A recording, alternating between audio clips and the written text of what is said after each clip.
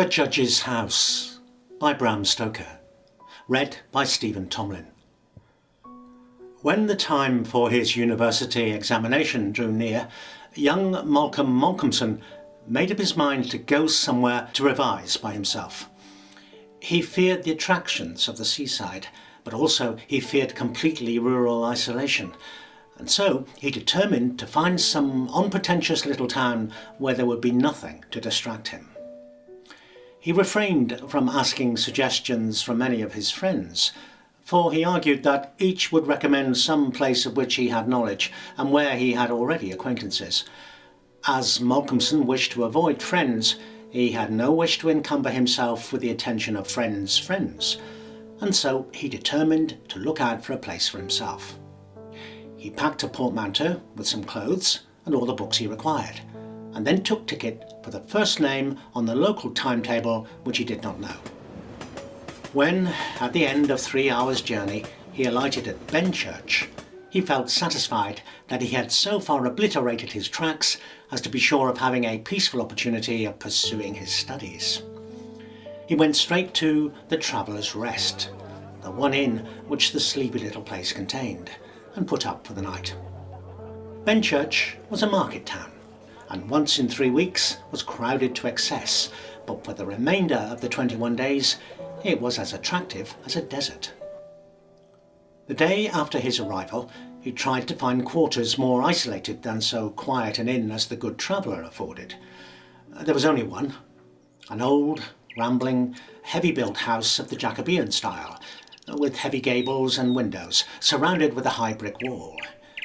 It looked more like a fortified house than an ordinary dwelling. But all these things pleased Malcolmson. Here, he thought, is the very spot I've been looking for. From the post office, he got the name of the agent, Mr. Carnfoot, the local lawyer. He was a genial old gentleman who frankly confessed his delight at anyone being willing to live in the house.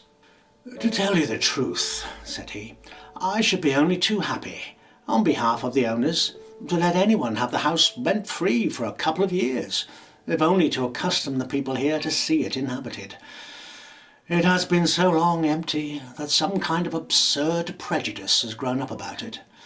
This can best be put down by its occupation, if only," he added with a sly glance at Malcolmson, "by a student like yourself, who wants its quiet for a time." Malcolmson paid 3 months' nominal rent, got a receipt, and the name of an old woman who would probably undertake to do for him, and came away with the keys in his pocket. He then went to the landlady of the inn, Mrs. Witham, who was a cheerful and most kindly person, and asked her advice as to such stores and provisions as he would be likely to require. She threw up her hands in amazement when he told her where he was going to settle himself. "Not in the Judge's house," she said, and grew pale as she spoke. He explained the locality of the house, saying that he did not know its name, and when he had finished she answered, "Oh, sure enough, that very place. It is the Judge's house." She told him that it was so called locally because it had been for many years, a century or so back, the abode of a judge who was held in great terror on account of his harsh sentences and hostility to prisoners at the county assizes. As to what there was against the house itself, she could not tell, but there was a general feeling that there was something, and for her own part she would not take all the money in Drinkwater's bank and stay in the house an hour by myself. "Oh, it is too bad of me, sir, and you, and a young gentleman too, if you'll pardon me saying it, going to live there all alone. If you were my boy, and you'll excuse me for saying it, you wouldn't sleep there at night. Not if I had to go there myself and pull the big alarm bell that's on the roof." Malcolmson, although amused, was touched. "But my dear Mrs. Witham, you need not be concerned about me. A man who is reading for the mathematical tripos has too much to think of to be disturbed by these somethings, and his work is of too exact and prosaic a kind to allow of his having any corner in his mind for mysteries of any kind." After his examination of the house, Malcolmson decided to take up his abode in the great dining room, which was big enough to serve all his requirements, and Mrs. Witham, with the aid of the charwoman, Mrs. Dempster, proceeded to arrange matters. When the hampers were brought in and unpacked, Malcolmson saw that, with much kind forethought, she had sent from her own kitchen sufficient provisions to last for a few days. And before going, she turned and said, "Perhaps, sir, as the room is big and draughty, it might be well to have one of those big screens put around your bed at night. Though, truth to tell, I would die myself if I were to be so shut in with all kinds of things." The image which she had called up was much too much for her nerves, and she fled. Mrs. Dempster sniffed in a superior manner as the landlady disappeared, and remarked that for her own part she wasn't afraid of all the bogies in the kingdom. "I'll tell you what it is, sir," she said. "Bogies is all kinds and sorts of things, except bogies. Rats and mice, beetles and creaky doors and stiff drawer handles that stay out when you pull 'em and then fall down in the middle of the night. And don't you get to thinking anything else." She set to work with her cleaning, and by nightfall, when Malcolmson returned from his walk, he found the room swept and tidied, a fire burning in the old hearth, the lamp lit, and the table spread for supper. When he had finished his supper, he got out his books, put fresh wood on the fire, trimmed his lamp, and set himself down to a spell of real hard work. At 11 o'clock, he made himself a cup of tea. He had always been a tea drinker, and during his college life had taken tea late. The rest was a great luxury to him, and he enjoyed it with a sense of delicious, voluptuous ease. As he sipped his hot tea, he revelled in the sense of isolation. And then he began to notice for the first time what a noise the rats were making behind the wainscot. The tea began to have its effect of intellectual and nervous stimulus.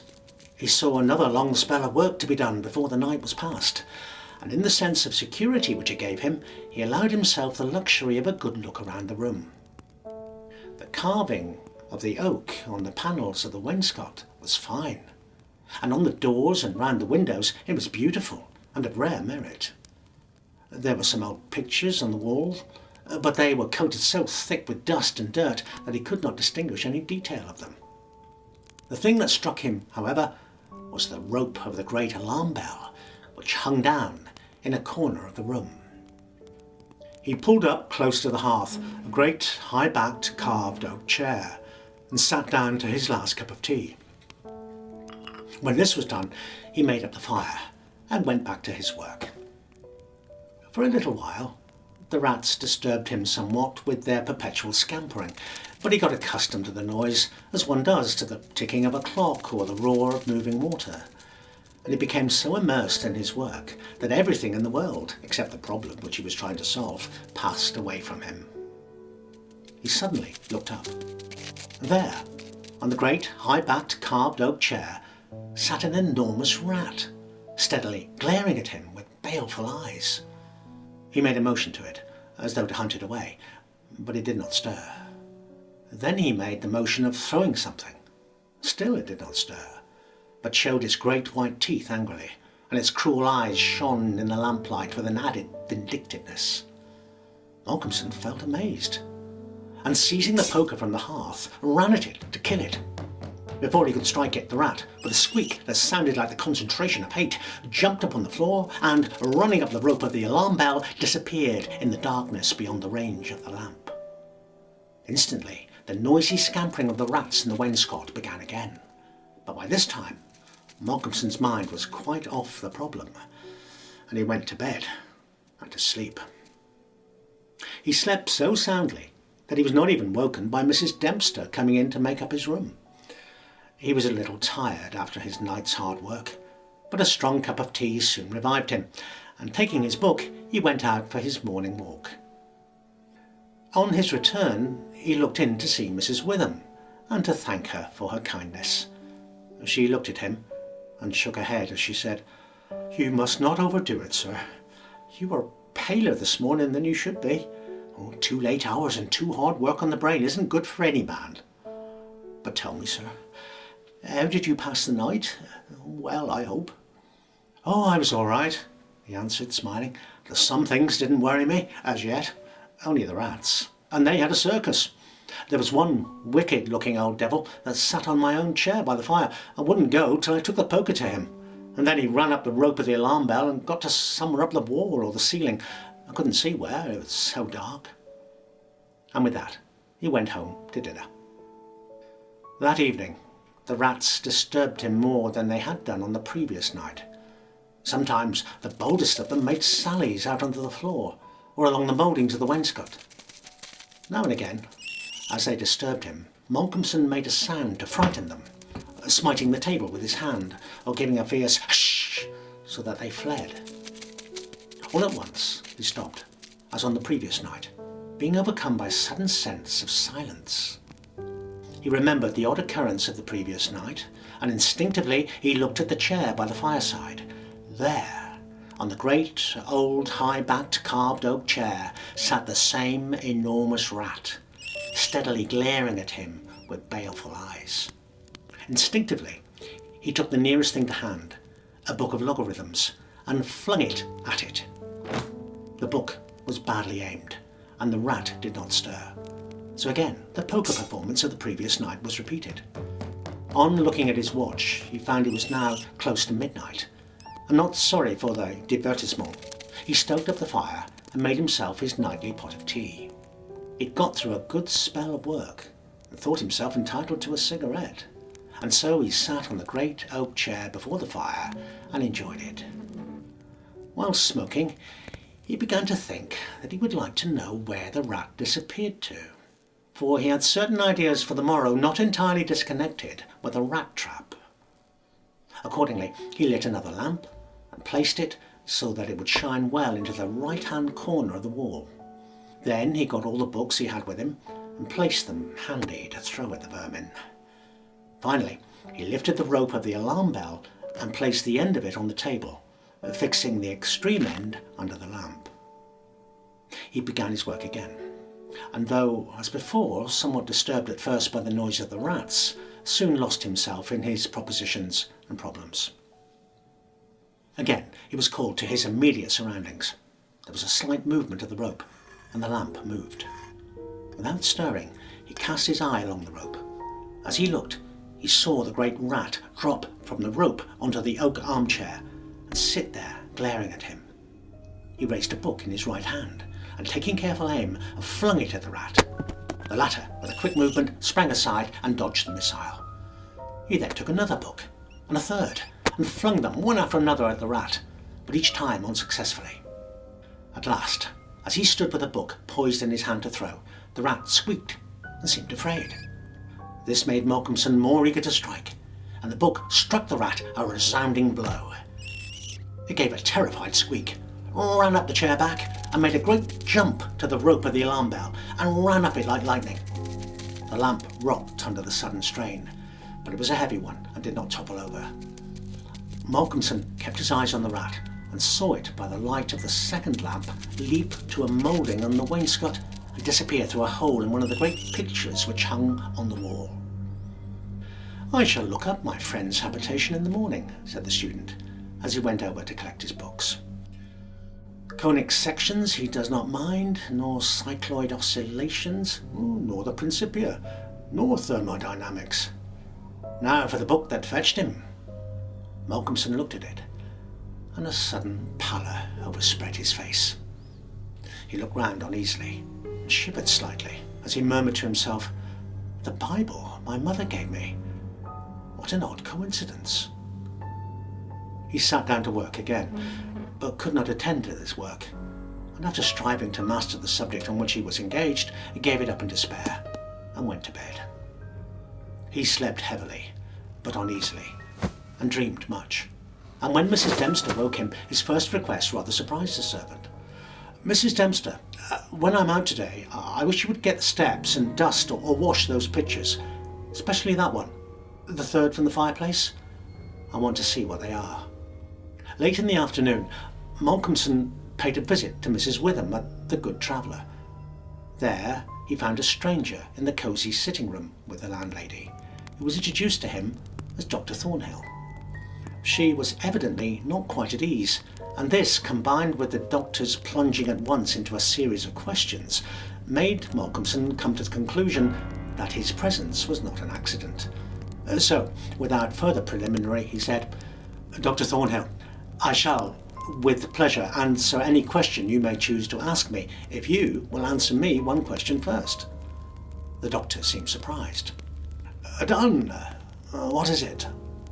"Did Mrs. Witham ask you to come here and see me and advise me?" Dr. Thornhill for a moment was taken aback, but he answered at once and openly. "She did, but she didn't intend you to know it. I suppose it was my clumsy haste that made you suspect. She wants me to advise you, if possible, to give up the tea and the very late hours." Malcolmson, with a bright smile, held out his hand. "Shake, as they say in America," he said. "I must thank you for your kindness, and Mrs. Witham too, and your kindness deserves a return on my part. I promise to take no more strong tea, well, no tea at all till you let me, and I shall go to bed tonight at 1 o'clock at latest. Will that do?" "Capital," said the doctor. "Now, tell us all that you noticed in the old house." Malcolmson told in minute detail all that had happened in the last 2 nights. "I suppose you know," said the doctor, "what the rope is?" "Oh, no."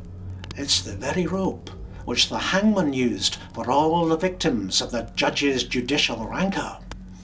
Here he was interrupted by a scream from Mrs. Witham, and steps had to be taken for her recovery. Malcolmson had gone home before she could completely recover.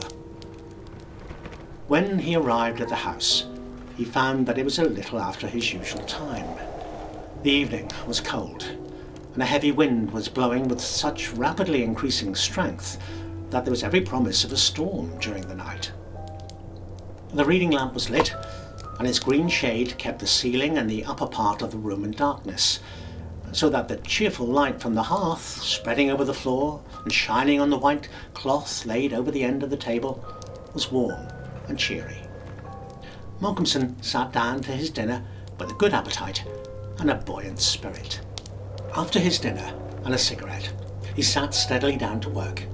For an hour or so he worked all right, and then his thoughts began to wander from his books. By this time the wind had become a gale, and the gale a storm. Even the great alarm bell on the roof must have felt the force of the wind, for the rope rose and fell slightly. Malcolmson went over to the fireplace and took it in his hand to look at it. There seemed a sort of deadly interest in it, and as he stood there, he lost himself for a moment in speculation as to who these victims were, and the grim wish of the judge to have such a ghastly relic ever under his eyes. As he stood there, the swaying of the bell on the roof lifted the rope now and again, but presently there came a new sensation, a sort of tremor in the rope, as though something was moving along it. Looking up instinctively, Malcolmson saw the great rat coming slowly down towards him, glaring at him steadily. He dropped the rope and started back with a muttered curse, and the rat, turning, ran up the rope again and disappeared. At the same instant, it occurred to him that he had not investigated the lair of the rat, or looked at the pictures as he had intended. He lit the other lamp without the shade, and holding it up, went and stood opposite the third picture where he had seen the rat disappear on the previous night. At the first glance, he started back so suddenly that he almost dropped the lamp. His knees shook, and heavy drops of sweat came on his forehead as he trembled like an aspen.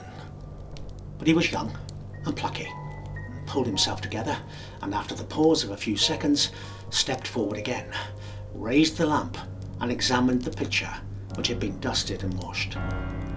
It was of a judge, dressed in his robes of scarlet and ermine. His face was strong and merciless, evil, crafty and vindictive, with a sensual mouth, hooked nose of ruddy colour, and shaped like the beak of a bird of prey. The rest of the face was of a cadaverous colour. The eyes were of peculiar brilliance, and with a terribly malignant expression. As he looked at them, Malcolmson grew cold, for he saw there the very counterpart of the eyes of the great rat. The judge was seated in a great high-backed carved oak chair on the right-hand side of a great stone fireplace where, in the corner, a rope hung down from the ceiling, its end lying coiled on the floor. With a feeling of something like horror, Malcolmson recognised the scene of the room as it stood, and gazed around him in an awestruck manner, as though he expected to find some strange presence behind him. Then he looked over to the corner of the fireplace, and with a loud cry he let the lamp fall from his hand. There, in the judge's armchair, with the rope hanging behind, sat the rat, with the judge's baleful eyes, now intensified and with a fiendish leer. The fallen lamp recalled Malcolmson to himself. Fortunately, it was of metal, and so the oil was not spilled. He mixed himself a good stiff glass of brandy and water, and sat down to his work. It was nearly an hour when he looked up from his book, disturbed by the sudden stillness. The fire had fallen low, and had ceased to flame. Malcolmson listened, and presently heard a thin, squeaking noise, very faint. It came from the corner of the room where the rope hung down, and he thought it was the creaking of the rope on the floor as the swaying of the bell raised and lowered it. Looking up, however, he saw in the dim light the great rat clinging to the rope and gnawing it. As he looked on, the job was completed, and the severed end of the rope fell, clattering on the oaken floor, whilst for an instant the great rat remained like a knob or tassel at the end of the rope, which now began to sway to and fro. Malcolmson felt for a moment another pang of terror, as he thought that now the possibility of calling the outer world to his assistance was cut off. But an intense anger took its place, and seizing the book he was reading, he hurled it at the rat. The blow was well aimed, but before the missile could reach him, the rat dropped off and struck the floor with a soft thud. He rushed over toward it, but it darted away and disappeared in the darkness of the shadows of the room. Malcolmson felt that his work was over for the night, and determined to vary the monotony of the proceedings by a hunt for the rat, took off the green shade of the lamp so as to ensure a wider spreading light. As he did so, the pictures on the wall stood out boldly. From where he stood, Malcolmson saw the third picture on the wall to the right of the fireplace. He rubbed his eyes in surprise, and a great fear began to come upon him. In the centre of the picture was a great irregular patch of brown canvas, as fresh as when it was stretched on the frame. The background was as before, with chair and chimney corner and rope, but the figure of the judge had disappeared. Almost in a chill of horror, Malcolmson turned slowly round, and then he began to shake like a man in a palsy. His strength seemed to have left him, and he was incapable of action or movement. He could only see and hear. There, on the great high-backed carved oak chair sat the judge, in his robes of scarlet and ermine, with his baleful eyes glaring vindictively, and a smile of triumph on the resolute, cruel mouth, as he lifted with his hands a black cap. Malcolmson felt as if the blood was running from his heart, as one does in moments of prolonged suspense. There was a singing in his ears.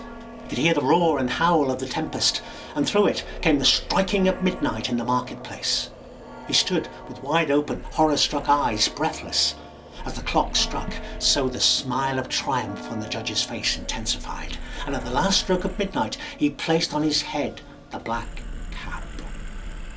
Slowly and deliberately, the judge rose from his chair and picked up the piece of the rope which lay on the floor, drew it through his hands as if he enjoyed its touch, and then deliberately began to knot one end of it, fashioning it into a noose. This he tightened and tested with his foot, pulling hard at it till he was satisfied, and then making a running noose of it, which he held in his hand. He began to move along the table on the opposite side to Malcolmson, keeping his eyes on him until he had passed him, when, with a quick movement, he stood in front of the door. Malcolmson then began to feel that he was trapped, and tried to think of what he should do. He saw the judge approach, and raise the noose and throw it towards him as if to entangle him. With a quick effort, he made a movement to one side and saw the rope fall beside him. Again, the judge raised the noose and tried to ensnare him, ever keeping his baleful eyes fixed on him, and each time he just managed to avoid it. So this went on for many times, the judge seeming never discouraged nor discomposed at failure, but playing as a cat does with a mouse. At last, in despair, Malcolmson cast a quick glance round him. The lamp seemed to have blazed up, and there was a fairly good light in the room. He looked around and saw that the rope of the great alarm bell was laden with rats. Every inch of it was covered with them, and more were pouring through the small circular hole in the ceiling whence it emerged, so that, with their weight, the bell was beginning to sway. Hark! The clapper had touched the bell. The sound was but a tiny one, but the bell was only beginning to sway, and it would increase. At the sound, the judge, who had been keeping his eyes fixed on Malcolmson, looked up, and a scowl of diabolical anger overspread his face. His eyes fairly glowed like hot coals, and he stamped his foot with a sound that seemed to make the house shake. A dreadful peal of thunder broke overhead as he raised the rope again, whilst the rats kept running up and down the rope as though working against time. The judge now drew close to his victim and held open the noose as he approached. As he came closer, there seemed something paralysing in his very presence, and Malcolmson stood rigid as a corpse. He felt the judge's icy fingers touch his throat. The noose tightened. Then the judge, taking the rigid form of the student in his arms, carried him over and placed him standing in the oak chair, and stepping up beside him, put his hand up and caught the end of the swaying rope of the alarm bell. As he raised his hand, the rats fled squeaking and disappeared through the hole in the ceiling. Taking the end of the noose, which was round Malcolmson's neck, he tied it to the hanging bell rope, and then, descending, pulled away the chair. When the alarm bell of the judge's house began to sound, a crowd soon assembled. Lights and torches of various kinds appeared, and soon a silent crowd was hurrying to the spot. They knocked loudly at the door, but there was no reply. Then they burst in and poured into the great dining room. There, at the end of the rope of the great alarm bell, hung the body of the student, and on the face of the judge in the picture was a malignant smile.